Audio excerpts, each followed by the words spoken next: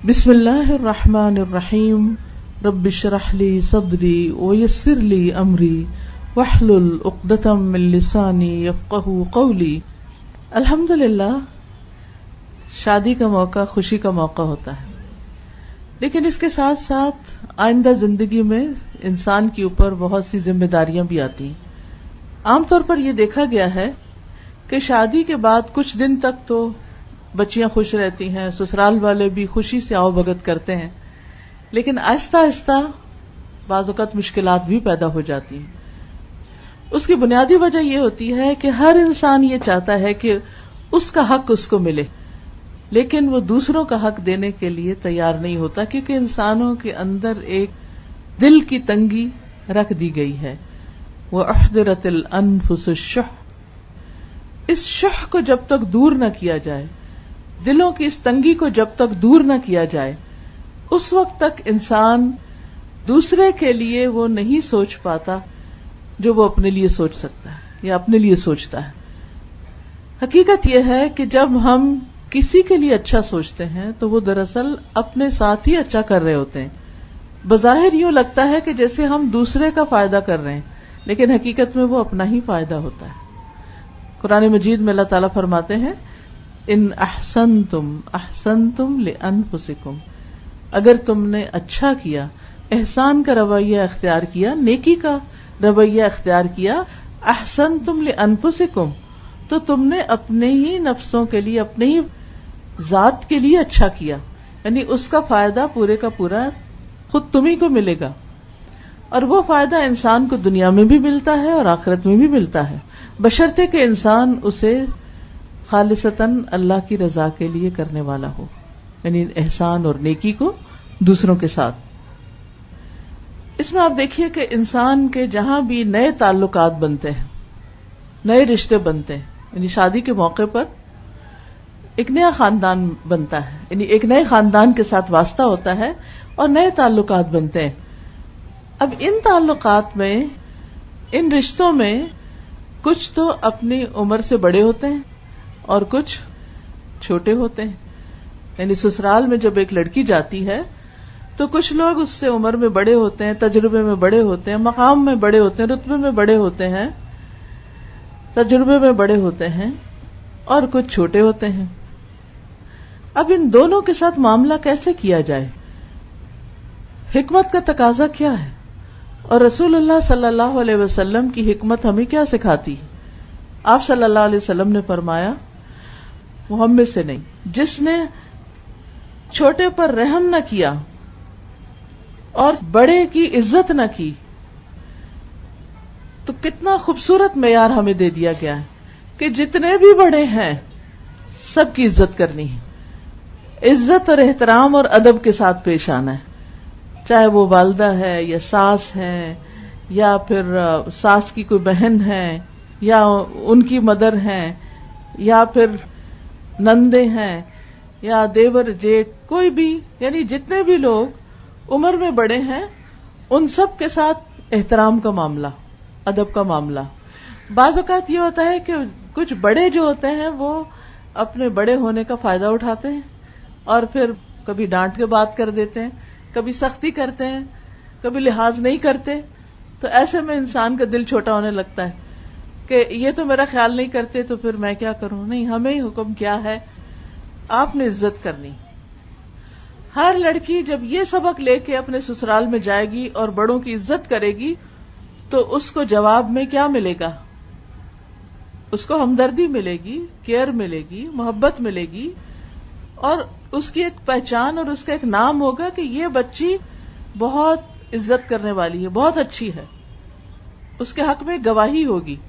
مجھے اچھی طرح یاد ہے کہ میری ساس نے ایک مرتبہ یہ کہا کہ میری ساری بہوؤں میں سے میرا نام لے کے کہا ایک یہ ہے جس نے آج تک مجھے جواب نہیں دیا آگے سے، یہ میری عزت کرتی، اور مجھے کبھی خیال بھی نہیں آیا تھا کہ میں واقعی کچھ کر رہی ہوں، لیکن اس دن مجھے احساس ہوا کہ اچھا یہ بھی میٹر کرتا ہے۔ بڑے بعض اوقات بہت پیار سے بات کرتے ہیں، بہت کیئر کرتے ہیں، بعض اوقات بیمار ہوتے ہیں، تھکے ہوتے ہیں، یا کبھی غصے میں بھی ہوتے ہیں، یا کوئی اور بات ہو سکتی ہے، وہ ناراض بھی ہوتے ہیں، کبھی ان کی ناراضگی برحق ہوتی ہے، کبھی ناراضگی ناحق ہوتی ہے، لیکن ہمارا دین ہمیں کیا سکھاتا ہے کہ ہم نے ان کے ساتھ کیا معاملہ کرنا ہے، ادب کا، احترام کا.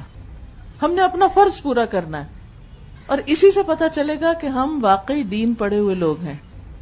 اگر ہر ماں اپنی بیٹی کو یہ نصیحت کر کے بھیجے کہ بیٹا اس خاندان کے سب بڑوں کی عزت کرنی ہے، تو آپ دیکھیں کہ کتنے ہی مسائل صرف اس سے حل ہو جائیں گے. پھر اس کے بعد یہ ہے کہ کچھ رشتے، کچھ بچے چھوٹے ہوتے ہیں، کچھ عمر میں کم ہوتے ہیں، کچھ بعض اوقات وہ درجے میں کم ہوتے ہیں. مثلاً کوئی بھائی بڑا ہے آپ کے شوہر کا، کوئی چھوٹا ہے، کوئی بہن بڑی ہے، کوئی چھوٹی ہے، اسی طرح باقی بھی کچھ بچے ہیں. کئی دفعہ ایسے ہوتا ہے جیسے نئی دلہن شادی ہو کر جاتی ہے تو چھوٹے چھوٹے چھوٹے بچے سارے ہجوم کر دیتے ہیں اس پر. کوئی لپسٹک خراب کر دیتا ہے، کوئی کپڑے خراب کرتا ہے، کوئی بیڈ پہ چڑھ جاتا ہے گندے پاؤں لے کے، کوئی کچھ کرتا ہے، کوئی کچھ کرتا ہے. تو اس میں انسان کو بڑے صبر و ضبط کا مظاہرہ کرنا پڑتا ہے. کچھ مہمان تو 2-4 دن میں چلے جاتے ہیں، لیکن کچھ مستقل اسی گھر میں رہ رہے ہوتے ہیں، یعنی کمبائنڈ فیملی سسٹم ہوتا ہے. ان بچوں کو روز دیکھنا پڑتا ہے، روز برداشت کرنا پڑتا ہے. تو وہاں کیا کرنا چاہیے؟ وہاں پھر نبی صلی اللہ علیہ وسلم کا یہ حکم ہے، چھوٹوں کے اوپر رحم، سختی کا معاملہ نہیں، شفقت کا معاملہ، سمجھانے کا معاملہ. کیا کہہ کے اگنور کر سکتے ہیں، درگزر کر سکتے ہیں، کوئی بات نہیں، چھوٹے ہیں نا، چھوٹے ایسے ہی ہوتے ہیں. میں تو بڑی ہوں نا، یعنی وہاں اللہ نے آپ کو بڑا بنایا تو آپ بڑے بن کے رہیں. اور بڑے بننے کا مطلب تکبر کرنا نہیں، بڑے بننے کا مطلب چھوٹوں کے ساتھ شفقت اور نرمی کا سلوک کرنا ہے. تو اس سے آپ دیکھیے کہ بچہ بچہ آپ سے محبت کرنے لگے گا، اور یہی آپ کی کامیابی ہے کہ آپ ہر بچے کو امپورٹنس دیں.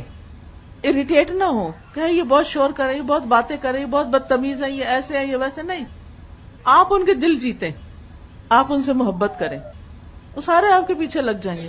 آپ ان کو کہانیاں سنائیں، آپ ان کی پسند کی کوئی کھانے کی چیز دیں، آپ ان کا حال پوچھیں، ان کو کوئی تکلیف ہو، چوٹ لگ جائے، کچھ ہو جائے، آپ کیئر کرنے والے ہوں، آپ سمجھیں یہ میرا فرض ہے. تو دیکھیں کیسی محبت پیدا ہوتی. آپ ان کو گلے لگائیں، آپ ان کو پاس بٹھائیں، آپ ان کے چھوٹی بچیاں ہیں تو کسی کو لپسٹک لگا دے، کسی کو کچھ کر دے، تو آپ دیکھیں گی کہ وہ آپ کی گرویدہ ہو جائیں گی. تو جس لڑکی کے گواہ بڑے بھی ہوں اور چھوٹے بھی ہوں، دونوں طرف کی گواہیوں کو یہ بہت اچھی ہے، تو آپ خود سوچئے کہ اس کی کیا ناموری ہوگی، اور اس کا اس گھر میں کتنے قدم جمیں گے، اور کتنی برکت ہوگی، اور کتنا اس کے لیے آگے بڑھنے پھلنے پھولنے کے مواقع ہوں گے. لیکن اگر بچیاں یہ رویہ لے کر جائیں کہ ہمارا حق اور ہماری پرائیویسی اور ہمارا یہ اور ہمارا وہ، سارا وقت اپنے ہی بارے میں سوچتے رہیں، اور اگر وہ سب کچھ نہ ملے جو وہ ایکسپیکٹ کرتے، تو پھر سوائے فرسٹریشن کے حاصل کچھ نہیں ہوگا.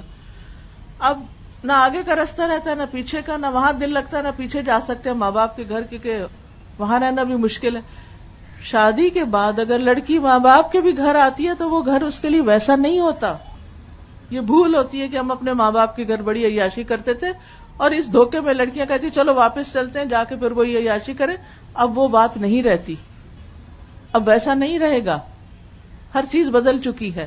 اس لیے سوچ سمجھ کے واپسی کا راستہ اختیار کیا جائے، اور اس گھر میں جگہ بنانے کی کوشش کی جائے. اور جگہ بنانے کے لیے، ایک مقام پانے کے لیے کچھ قربانی کرنی پڑتی ہے، کچھ صبر کرنا پڑتا ہے، کچھ اپنے دل پہ جبر کرنا پڑتا ہے. پھر اسی طرح پہلے بھی بات ہوئی کہ انسان جب کسی کے ساتھ احسان کرتا ہے تو دراصل وہ اپنے ساتھ کر رہا ہوتا ہے. اس کی ایک شکل یہ ہے، حدیث میں آتا ہے، حضرت ابو امامہ کہتے ہیں کہ میں نے رسول اللہ صلی اللہ علیہ وسلم کو ارشاد فرماتے ہوئے سنا، دوسروں کے ساتھ احسان کرنے سے آدمی بری موت مرنے سے بچا رہتا ہے. یعنی ایسے انسان کا خاتمہ اور انجام اچھا ہوتا ہے، یعنی ایمان پہ خاتمہ ہوتا ہے، حادثاتی موت سے محفوظ رہتا ہے. اور دوسری نصیحت آپ نے کیا فرمائی؟ پوشیدہ صدقہ کرنے سے اللہ کا غصہ بجھتا ہے. تیسری بات آپ نے فرمائی، اور رشتہ داروں کے حقوق ادا کرنے سے عمر میں برکت ہوتی ہے. اب آپ دیکھیے کہ یہ اصول گھر سے باہر کے لیے تو ہے ہی، اپنے گھر کے اندر اپلائی کرنے کے لیے. احسان کیا ہے؟ احسان ہے کسی کے ساتھ نیکی کرنا، اچھا کرنا. بعض اوقات اس کے ساتھ تو ہم اچھا کرتے ہیں جو ہمارے ساتھ اچھا کرتا ہے، لیکن جو ہمارے ساتھ اچھا نہیں کرتا ہم اس کے ساتھ اچھا نہیں کرتے، مقابلے پہ آ جاتے ہیں، اور شیطان ہمیں بلوا دیتا ہے کہ اس اچھائی کا فائدہ ہم ہی کو ملنے والا ہے. لہذا کوئی ہمارے ساتھ اچھا نہ بھی کرے پھر بھی ہم نے اس کے ساتھ اچھا کرنا ہے، یہ سوچ کے رکھنا ہے میں نے تو اچھا ہی کرنا ہے. وہ نہیں کرتا، اس کا معاملہ اس کے رب کے ساتھ، مجھے اچھا کرنا ہے.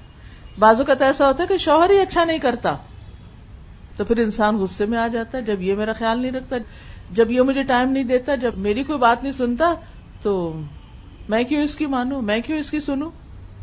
تو جواباً ہم بھی ناراض ہونا شروع ہو جاتے ہیں. نتیجہ کیا ہوتا ہے؟ وہ دوریاں بڑھتی چلی جاتی ہیں. جب آپ یہ سوچ لیتے ہیں کہ کوئی بات نہیں، یہ نہیں بھی اچھا کرتا، مجھے اچھا کرنا، ایک دن تو اس کا دل میری طرف پلٹے گا نا، اور واقعی پلٹے گا. بس صبر کا امتحان ہے، تھوڑے دن کی بات ہے. کیونکہ عموماً کیا ہوتا ہے کہ لڑکی دوسرے گھر میں نہیں جاتی ہے، وہ سب لوگ پہلے سے ہی آپس میں ایک دوسرے سے بہت مانوس ہوتے ہیں، اور کچھ گھروں کا آپس کا جو نیٹ ورک ہوتا ہے وہ بڑا اسٹرانگ ہوتا ہے. وہ آپس میں بیٹھتے ہیں، ہنستے ہیں، کھاتے ہیں، پیتے ہیں.